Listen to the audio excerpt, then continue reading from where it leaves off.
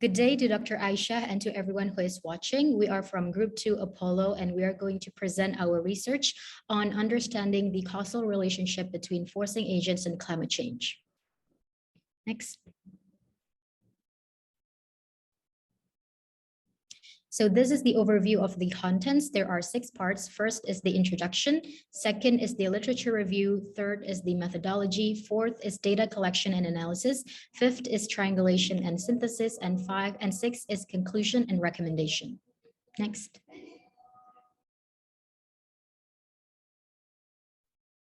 Hi, Assalamualaikum. I will present the introduction part. Okay, next.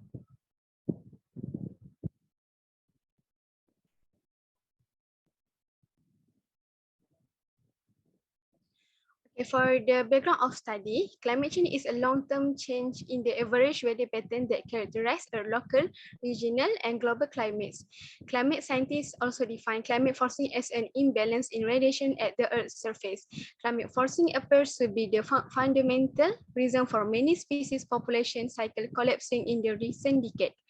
For the problem statement, there is insufficient literature to clarify the causal relationship between forcing agents and the fluctuation of climate parameters. Okay, for the significant of study, we have significant to community, which is impact on our common knowledge, livelihoods, health, and future.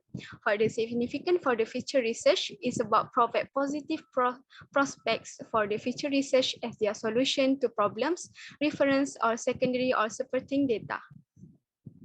Hari lepas sudah nak presenter. Okay, we have a research question and the research objective. The first research question is what are the different sources and type of force agent that influence the climate change? And the objective for this research question is to understand the concept of force agent and to determine the origin and the type of force agent. For the second research question, we have how does different force agent contribute to climate change? And the objective is to understand the specific role of several force agents in climate changes. And for the last research question, we have what is the accurate causal link between force agent and the variation in the climate parameters. The objective is to identify the accurate causal relationship between force agent and the climate response.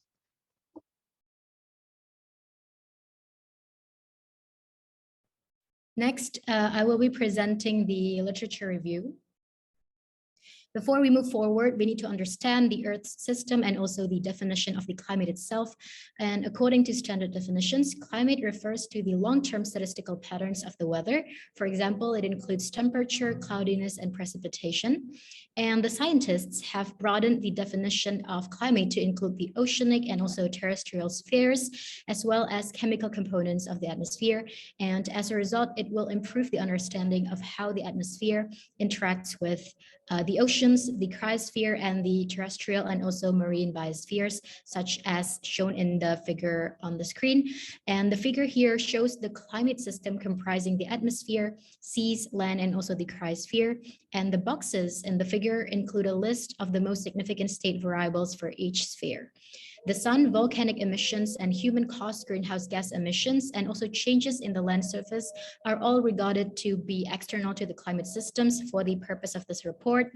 And hopefully this will also enlarge the definition, advocates for an Earth system approach to better understand how and why the climate changes. Next. Next is the literature review on the theoretical development of the concept of climate forcing. So initially, we have two sources of climate forcing or forcing agents, the natural and the human cause factors. Both will still generate what we call as forcing agents. And this forcing agent is also being divided into two classifications, which are radiative and non-radiative forcing. However, these two classifications will still lead to climate change. Next.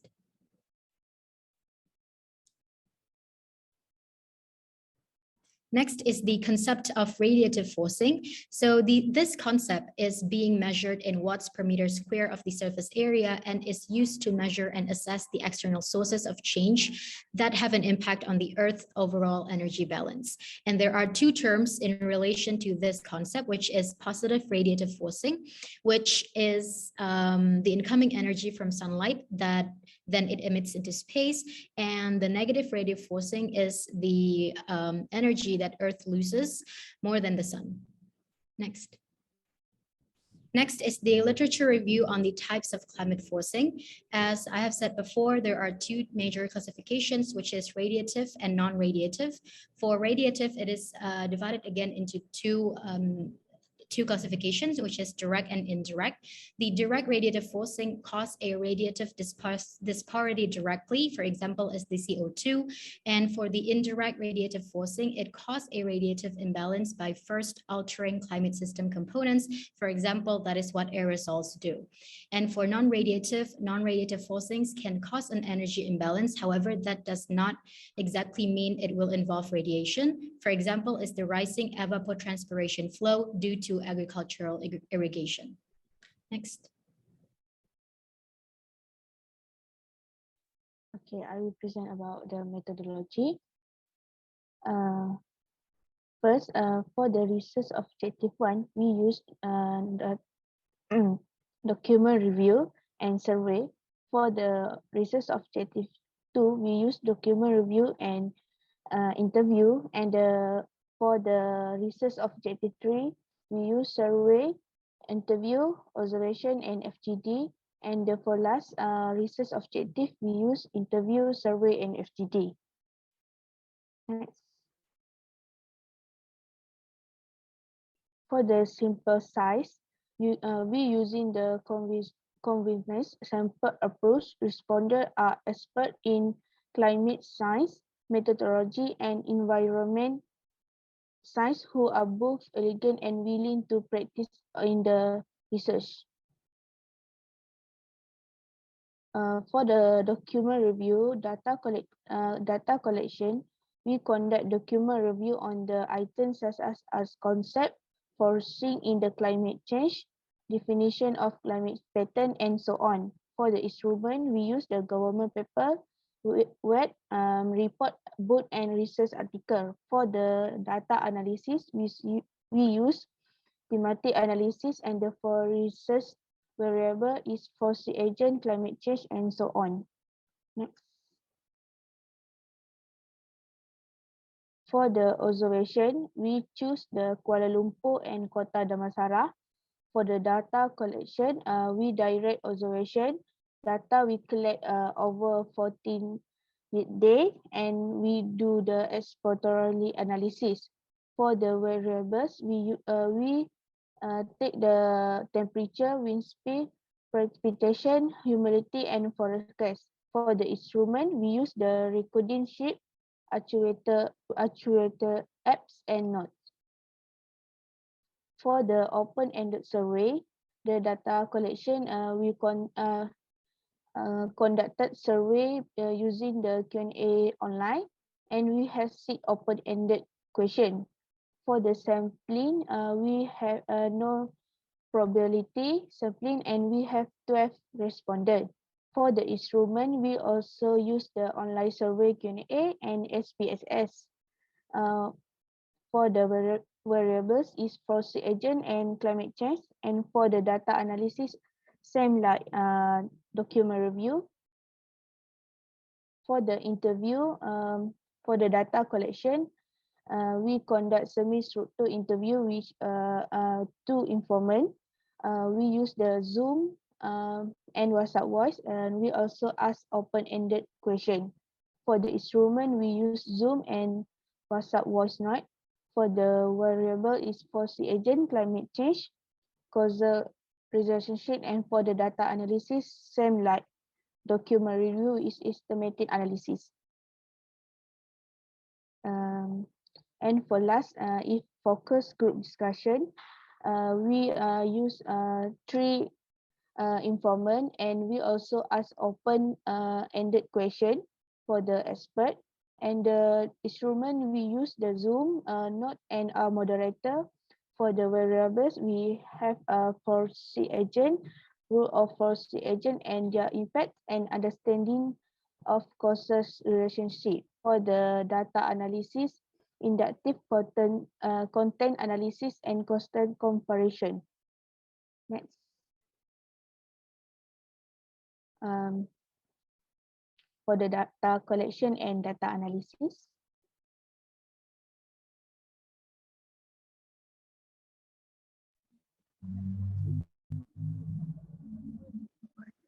Okay, for the first objective, we have understanding the concept of force agent. And for the method document review, we have one thing, which is force agent, and we have two items. The first one is the definition of forcing in the climate change context. And the summary of finding, we have climate forcing refers to the physical process of altering the climate on Earth by introducing various forcing factors into the system. These factors are called forces since they are responsible for climate change and originate outside of the climate system itself. And for the second item, we have the concept of climate forcing. The summary of finding, we have climate forcing drive climate change, and there are two sorts of forcing. We have positive forcing and negative forcing. Positive forcing is more common and it causes the earth to warm, and the negative forcing causes the earth to cool. Azira, For open-ended survey, for question 1, the respondents were divided into two groups, which is agree and disagree. So the respondents who agree believe that the research requires in-depth research. So the respondents who disagree believe that the carbon dioxide and aerosols will definitely contribute to the climate change. Next, please. So the summary of findings for objective 1, the first one is concept of forcing agent remain complex to understand. The second one is climate forcing refers to the physical process of altering the climate on Earth by introducing various forcing agents into the system. So the last one is there are two sorts of forcings, which is positive forcing and negative forcing. Next, please.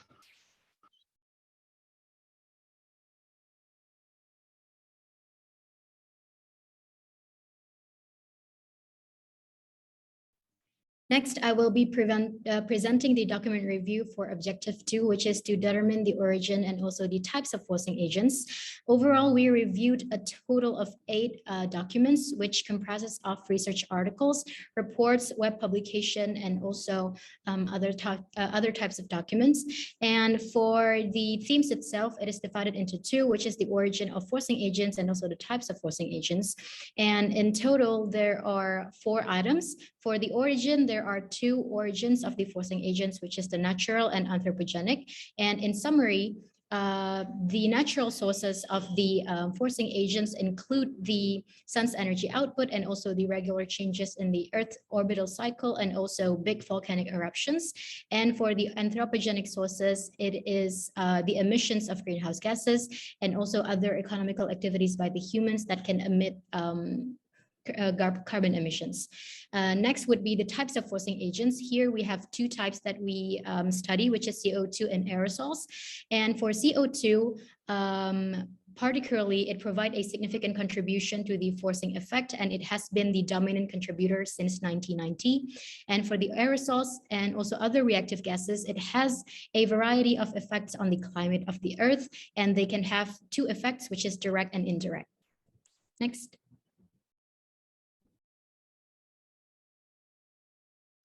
So for the question 2 of the open-ended survey, which is carbon dioxide can increase the pattern of climate change by increasing the Earth's temperature.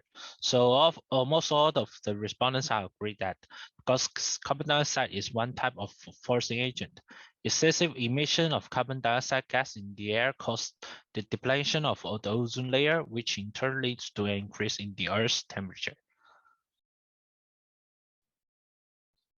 Okay, so from interview, both informants have quite similar opinion on characteristic of forcing engine. They argue that CO2 is basically part of greenhouse gases, which probably significant drivers of the climate. The characteristic of CO2 are soluble in water. It occurs naturally in groundwater, rivers and lakes, and so on. It's also a colorless and odorless gas created during respiration by all animals, fungi, and microbes that eat, live, or decomposing plants directly or indirectly. While aerosol particles are either emit directly to the atmosphere as a primary aerosol or produced in the atmosphere from precursor gases as secondary aerosol. Example of primary aerosols such as the salt, mineral aerosol, and volcanic dust. Aerosol also can be a liquid or solid. Next. For summary of findings, like we said earlier, forcing agent sources are divided into two categories, which are natural and anthropogenic sources. CO2 and aerosol are example of forcing agent. CO2 is basically part of greenhouses, which probably significant drivers of the climate. The characteristic of CO2 are soluble in water and colorless and odorless gas, while aerosol particles are either emit directly to the atmosphere as primary aerosol or produced in the atmosphere from precursor gases as secondary aerosol. Next. Okay, for the objective 3 is understand the specific role of several forcing agents in climate. Both informants also agree that CO2 trap the heat in the atmosphere in similar manner to the glass plane of greenhouse. These heat trap gases are called greenhouse gas. Earth and its atmosphere radiate energy into space, resulting in roughly balanced energy input and output. CO2 will alter this equilibrium by absorbing and then re-emitting part of the outgoing radiation.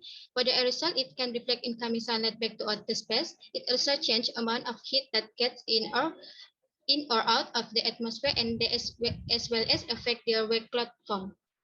Next.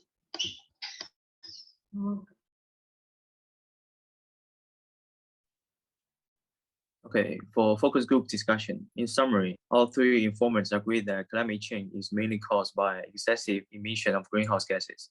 They also agree that greenhouse gases play a key role in controlling the Earth's temperature. For example, carbon dioxide functions like the glass of greenhouse gas. Our greenhouse in front, it traps the heat and warms up the inside.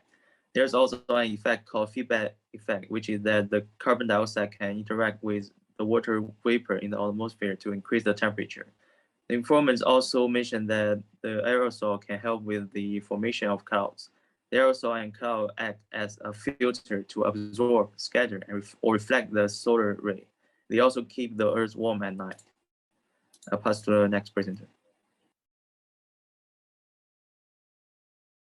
Okay, so for the open-ended survey question 3, we can see that there are two different teams because respondents give answers on different terms. So some of the respondents give the answer in agreement and give the process of affecting climate change. In addition, the other respondents did not give a clear attitude, such as agree or disagree. So there only explained some interaction between aerosols and clouds. So for question 4, why theme have aerosol weather and aerosol and cloud? Because respondents give two different answers. So for aerosol and weather, respondents agree with the survey question and they give the reason. But for aerosol and cloud, they did not deny our question or statement. They just give their opinion is related with our question, but they just talk about the process. Yes. Okay, I will present object 3 for observation. Here is the average of the data for Kuala Lumpur in 2020. It recorded that annual carbon footprint is 25 million metric tons of carbon emissions, and the Kota Damansara is 3,496 kilo for carbon emissions. Next page. Carbon dioxide is a greenhouse gas and also a forcing against that trap the heat in atmosphere. For the aerosols, it changes amount of heat that get in or out of the atmosphere, and they as well affect their wave cloud form. The aerosols and the cloud act as a filter to absorb, scatter, or reflect the solar ray. They also keep the Earth warm at night. The observation shows that aerosols which affect the cloud formations has shown a cooling effect. Choose why the weather is mostly cloudy with low temperature despite the history of carbon emissions. Next.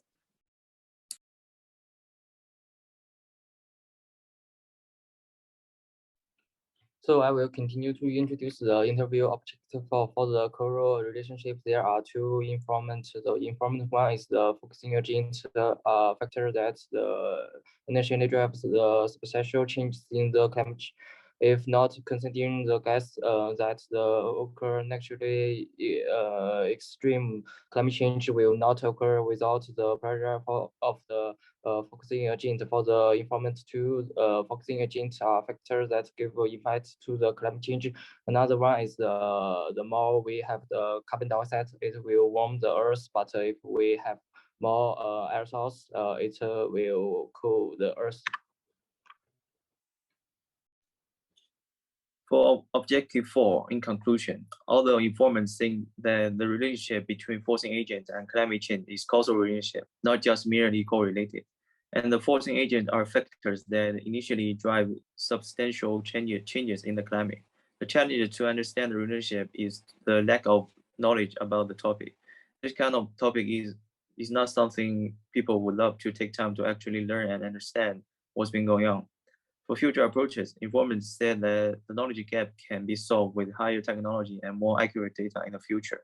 And we can make the knowledge interesting to intrigue people to learn more about it. Next.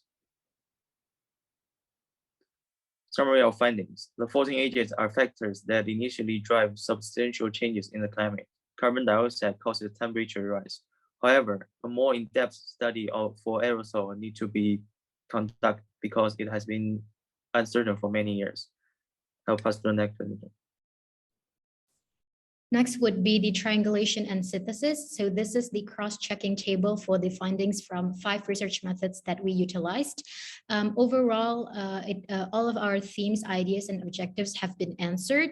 And we have also summarized all of the findings, and all of our research questions has also been answered. When it comes to the causal relationship between forcing agents, in this case CO2 and aerosols, it can be concluded that the relationship between CO2 and the temperature changes is apparent. However, a more in-depth study for aerosols need to be conducted because it has been uncertain for many years, uncertain due to the dual effect that it has, and also by the direct and indirectness of aerosols itself. Next. Okay, and for the conclusion for this study, it is found out that carbon dioxide and aerosol do contribute to climate change, and CO2 become the biggest contributor to climate change. Also, CO2 affects the fluctuation of Earth temperature, but not precipitation, while aerosol does not directly affect the fluctuation of Earth climate, only cloud formation and thus precipitation patterns.